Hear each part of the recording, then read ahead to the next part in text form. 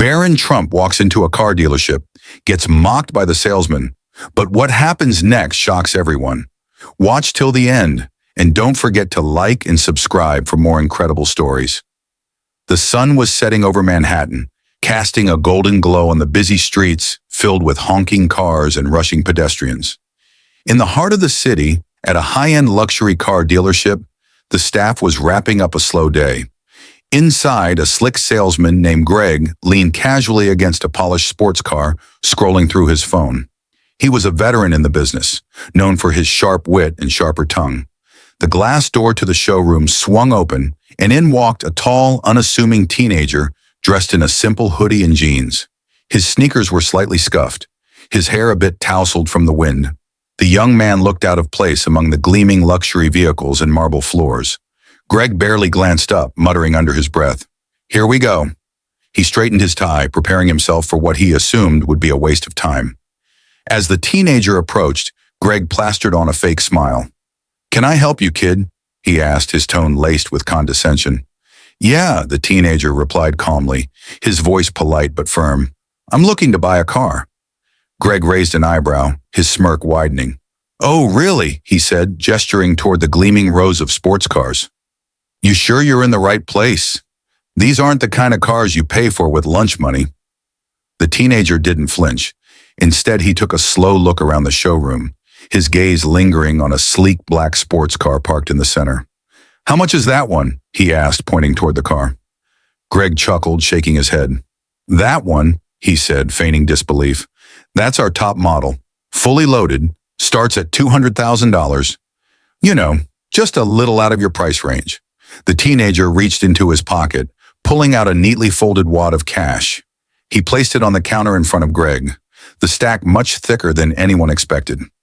"I'll take it," he said simply. For a moment, Greg was speechless. His eyes flickered between the cash and the teenager, trying to process what was happening. Then his disbelief turned into outright laughter. "Oh, come on, kid," he said, shaking his head. "What is this? Some kind of prank? Did your friends put you up to this?" The teenager's expression remained calm, even as Greg's laughter echoed through the showroom. He leaned slightly on the counter, his voice steady but sharp. "I'm serious. I'd like to buy the car." Greg sighed, his amusement fading into irritation. "Listen, kid," he said, his tone now bordering on patronizing. "I don't know where you got that cash, but this isn't a toy store. Why don't you come back when you're older and can afford something like this?" The teenager stood there for a moment, his expression unreadable. Then with a faint smile, he said, "Maybe you should call your manager. I think they'd want to handle this." Greg scoffed. "My manager? Kid, I've been doing this for 15 years. I know a serious buyer when I see one. And trust me, you're not it." Unbeknownst to Greg, a few other sales staff had started to gather at a distance, watching the interaction with curiosity. And while Greg's laughter continued to echo through the showroom, the teenager quietly reached into his pocket and pulled out his phone. A quick call, a calm conversation, and then he hung up. "All right," the teenager said, his smile widening just a little. "Give it 5 minutes." Greg rolled his eyes, clearly annoyed, but still playing along. "Sure, kid, I'll give you 5 minutes. Let's see what kind of magic trick you're about to pull." As the minutes ticked by, the tension in the room grew. The teenager stood calmly, his hands in his pockets, while Greg leaned back against the counter smirking.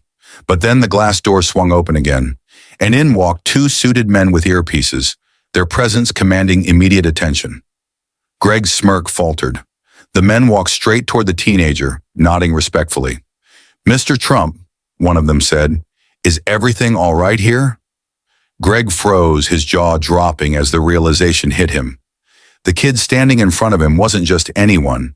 It was Barron Trump, the youngest son of the former president.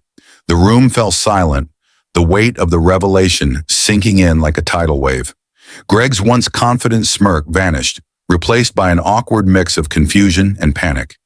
He straightened up, tugging nervously at his tie, as the suited men stood flanking Barron Trump, their presence radiating authority. "Mr. Trump," one of the men said again, his voice calm but firm, "is there an issue here? We received your call." Barron's expression remained calm, his eyes fixed on Greg. "No issue. he said evenly, though there was a sharpness in his tone that made Greg squirm. I just wanted to see how seriously I'd be taken if I didn't come in here wearing a suit. Greg's face flushed red, his hands gripping the edge of the counter. I didn't realize. I mean, you didn't, he stammered, his words tripping over themselves as he tried to recover. Barron tilted his head slightly, his faint smile not quite reaching his eyes. Didn't what? He asked, his voice carrying a quiet power. Didn't look the part? Didn't seem like someone who could afford to buy a car here? The growing crowd of staff in the background shifted uncomfortably, their whispers barely audible over the tense silence. Greg glanced nervously at the other salespeople, then back at Barron. Look, kid, Mr. Trump, he said, his voice cracking slightly. I didn't mean any offense. I was just, following protocol. Barron raised an eyebrow, clearly unimpressed. Protocol? He repeated. What kind of protocol involves laughing at a customer and assuming they can't afford to be here? Greg's mouth opened and closed like a fish out of water, but no words came out. One of the other salespeople, a younger woman with a nervous but kind demeanor, finally stepped forward. Mr. Trump, she said gently, would you like me to assist you instead? I'd be happy to help. Barron turned to her, his expression softening slightly. Thank you, he said with a nod. That would be great. The woman smiled hesitantly, gesturing toward the sleek black sports car Barron had been eyeing earlier. This one, right? She asked. Exactly, Barron replied, stepping forward to examine the car more closely. Let's talk about the specs. Greg stood frozen, his face pale as he watched the younger salesperson take over the interaction. He knew his chance to make the sale, and the commission that came with it was gone. Worse yet, the whispers among the staff made it clear that his behavior hadn't gone unnoticed. As Barron and the young woman discussed the car, one of the suited men stepped closer to Greg, his expression cold. I suggest you reflect on how you treated Mr. Trump, he said quietly, his voice firm but low enough that only Greg could hear. Not because of who he is, but because that's no way to treat anyone. Greg nodded quickly, his face flushed with embarrassment. Yeah, I understand, he muttered, looking down at the floor. Meanwhile, Barron completed his discussion with the young salesperson, who treated him with nothing but respect and professionalism. I'll take it, Barron said simply, pulling out his stack of cash and handing it over. The young woman blinked, momentarily stunned by the casual way he completed the transaction, but quickly regained her composure. Thank you, Mr. Trump, she said with a warm smile. I'll get the paperwork ready for you. As she walked off to finalize the sale, Barron turned back to Greg, who still stood awkwardly by the counter. You know, Barron said, his voice calm but sharp, I didn't come here expecting special treatment. I just wanted to buy a car, but the way you treated me tells me everything I need to know about how you see people. Greg opened his mouth to respond, but Barron held up a hand, stopping him. Next time, Barron said, his tone unyielding, try treating people with respect. You never know who you're talking to. And with that, Barron turned and walked away, leaving Greg standing in stunned silence as the rest of the staff watched the scene unfold. As Barron walked toward the office with the younger salesperson to finalize his purchase, the tension in the showroom remained thick. Greg slumped against the counter, his head lowered, the weight of his actions finally sinking in. The other staff members exchanged awkward glances, whispering quietly amongst themselves, but no one dared to approach him. The truth was clear. Greg's arrogance and quick judgment had not only cost him a sale, but also humiliated him in front of his colleagues. Inside the dealership office, Barron sat calmly across from the young salesperson, who introduced herself as Emily. She shuffled through the paperwork, her nervousness evident despite her professionalism. I just need your signature here, Mr. Trump, she said, sliding a document across the desk. Call me Barron, he said, flashing a polite smile as he signed the paper. You've been great, by the way. I appreciate you stepping in. Emily's cheeks flushed slightly at the compliment.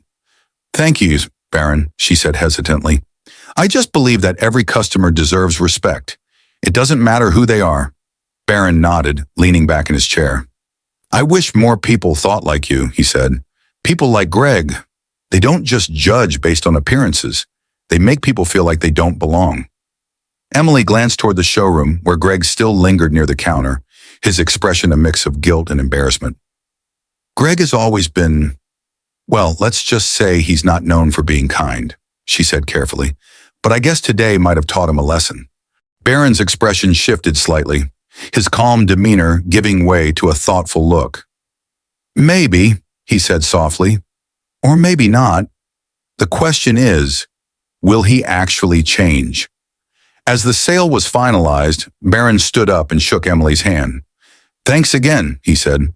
And just so you know, I'm going to mention your name when I talk to my family about this place. You're exactly the kind of person who deserves to be recognized. Emily's face lit up, her gratitude clear. That means a lot, Barron. Thank you. Meanwhile, back in the showroom, Greg's discomfort only grew as customers and colleagues alike avoided making eye contact with him. He knew his reputation was in jeopardy, and the memory of Barron's calm but cutting words played over and over in his mind. Finally, unable to take the weight of the silence any longer, Greg approached Barron as he returned to the showroom. Mr. Trump, Greg said, his voice hesitant and uncharacteristically humble. I just wanted to apologize for how I treated you earlier. I was wrong to judge you, and I'm sorry. Barron paused, looking at Greg with an unreadable expression. The entire showroom seemed to hold its breath, waiting to see how Barron would respond. Apologies are easy, Barron said finally, his tone measured but firm. But change? That takes effort. So tell me, Greg, are you actually going to change, or are you just saying what you think I want to hear? Greg's face reddened, and he swallowed hard. I'll change, he said quickly. I mean it. You're right, I shouldn't have judged you, and I shouldn't treat anyone that way. Barron studied him for a moment, then nodded slightly. I hope you do, he said simply, because the world doesn't need more people who tear others down. It needs people who build others up. The tension in the room eased slightly as Barron walked toward the exit, his words hanging in the air like a challenge.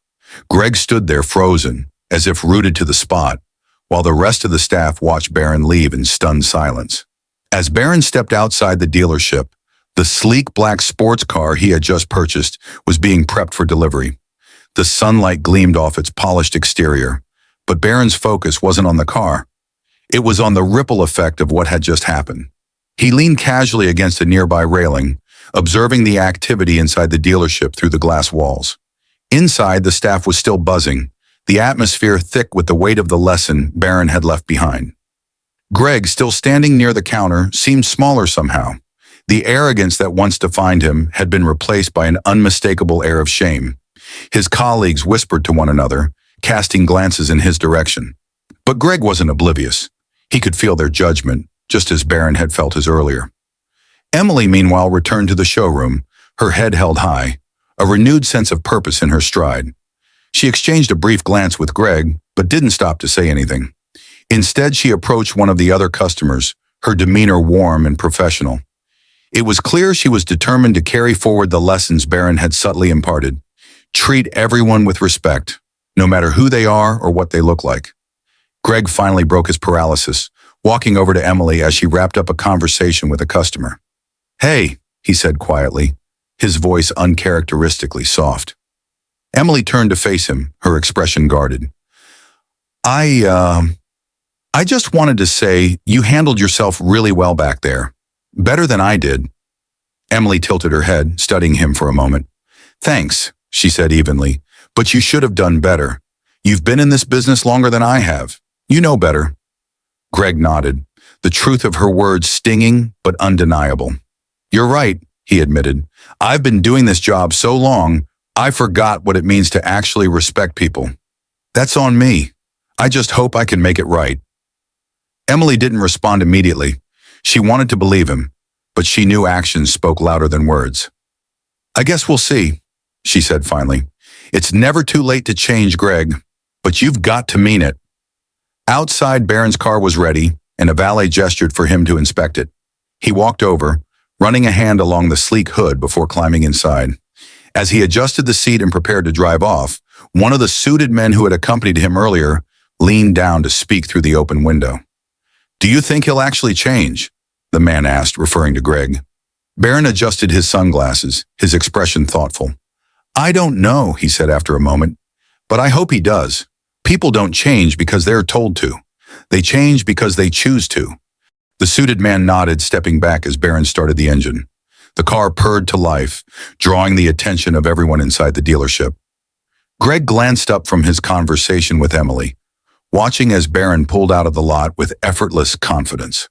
For a brief moment, their eyes met through the glass, and Greg felt a pang of something he hadn't expected. Gratitude. As Barron drove away, the staff inside the dealership slowly returned to their work. But the mood had shifted. Emily, emboldened by Barron's kindness and professionalism, had earned a new level of respect from her colleagues. Greg, humbled and shaken, had begun to reflect on the man he had been, and the man he wanted to become. For Barron, the incident wasn't about proving a point or putting someone in their place. It was a reminder that respect and kindness should never depend on appearances. And as he cruised through the city streets, the sun glinting off his new car, he smiled to himself, knowing he had left behind more than just a sale. He had left behind a lesson. If Barron's story inspired you, don't forget to like and subscribe for more thought-provoking and powerful stories that remind us all to see beyond appearances and choose kindness. Stay tuned for the next chapter.